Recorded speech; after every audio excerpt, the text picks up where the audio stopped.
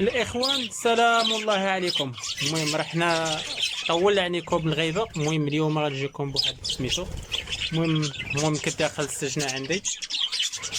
المهم كتبان ليا واحد النتوه، هي كتبان ليا بانها مريضه. المهم غادي نهزها دابا وغادي نقوم بالعلاج ديالها.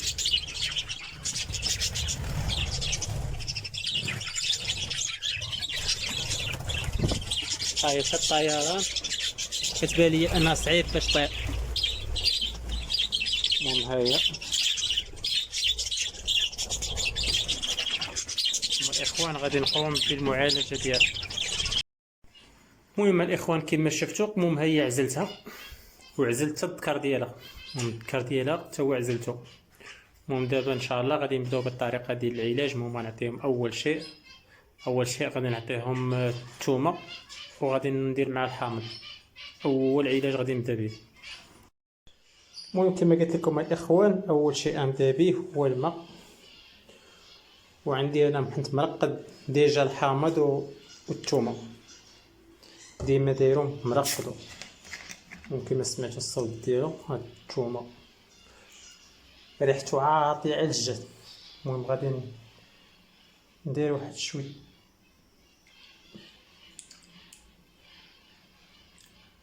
ها هو. ندير الثومه والحامض وغادي نسد عليهم دابا الخير ديالها.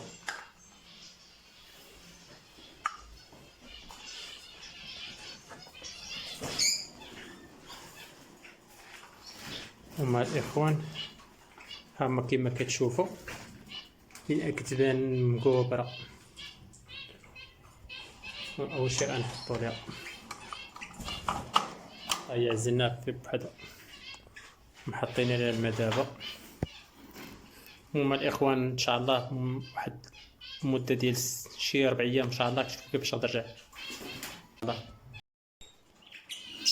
المهم الاخوان هي المهم بعد 4 ايام المهم هي تبارك الله هي تبدا ترجع الصحه ديالها. المهم هي اللهم بارك. المهم كاين تحسن، المهم تغيرات بزاف لا داكشي اللي كان فيه. ها هي دابا ولات تحرك.